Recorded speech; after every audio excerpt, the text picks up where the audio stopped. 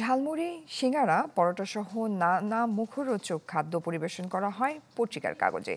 ফলে কাগজের কালিতে ব্যবহৃত নানা রাসায়নিক উপাদান সরাসরি চলে যাচ্ছে মানুষের শরীরে, যাতে তৈরি হচ্ছে স্বাস্থ্য ঝুঁকি। এছাড়া ভাঙাড়ির দোকান থেকে এসব কাগজ সংগ্রহ করার কারণে সেগুলোতে থাকে রোগ জীবাণু সংক্রমণের ঝুঁকি। এই চিত্র পুরো চট্টগ্রামের। চট্টগ্রামের ব্যস্ততম সিআরবি এলাকা, যেখানে পুরনো খবরের কাগজ মোড়ানো ঝালমুড়ি পরিবেশন করছেন এক বিক্রেতা। তার গ্রাহক স্কুল মাদ্রাসার শিক্ষার্থীরা।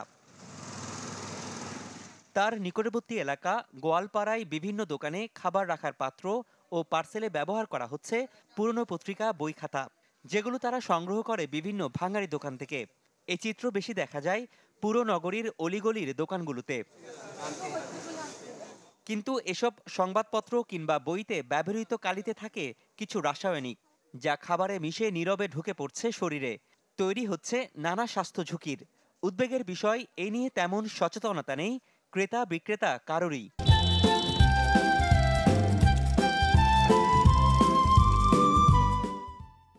হয়তো এখানে মুড়িতে তেল থাকে বা অনেক গিয়া থাকে, তো এই ক্ষেত্রে আমার মনে হয় যে মুড়িটার সাথে বা কালিটা উঠে যেতে পারে। আমার যতটুকু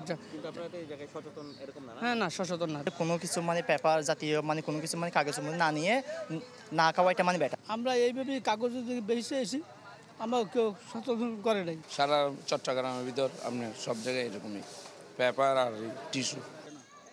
স্বাস্থ্য কর্মকর্তারা বলছেন, বাসাবাড়িতে স্তূপ করা কাগজ থেকে ছড়াতে পারে নানা রোগ জীবাণুর। কালিতে ব্যবহৃত নানা রাসায়নিক উপাদান নিয়মিত খাবারের সাথে শরীরে গেলে আক্রান্ত হতে পারে কিডনি, হার্ট, ফুসফুস সহ নানা জটিল রোগে। লেখাগুলো কিন্তু বিভিন্ন ধরনের যৌগ থেকে তৈরি করা।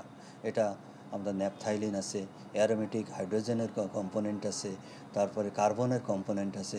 এর মাধ্যমে আমাদের লিভার ড্যামেজ হতে পারে, আমাদের ফুসফুস ড্যামেজ হতে পারে, আমাদের ত্বকের সমস্যা হতে পারে, আমাদের কিডনি ড্যামেজ হতে পারে, আমাদের অন্ত্রের, আমাদের যে মূত্রনালী, মূত্রথলি আছে, সেখানেও ক্যান্সারের সমস্যা আমাদের হতে পারে। বিষয়টি উদ্বেগের, তাই এই ব্যাপারে নানা পদক্ষেপ নেওয়ার কথা জানায় ভোক্তা অধিকার। একেবারে খাবার উৎপাদিত হয়ে যাওয়ার পরেও যে এটা আবার আরেকটা ধাপে এসে এটা ক্ষতিকর হয়ে যেতে পারে, সেই সেন্সটা আমাদের গ্রো করতে হবে এবং সেই সেন্সটা গ্রো করার জন্য আমরা যথেষ্ট চেষ্টা করছি। পাশাপাশি খাবার গ্রহণ ও পরিবেশনের ক্ষেত্রে জনসচেতনতা বাড়ানোর উপর জোর দিলেন সংশ্লিষ্টরা। রনি দত্ত, চ্যানেল 24, চট্টগ্রাম।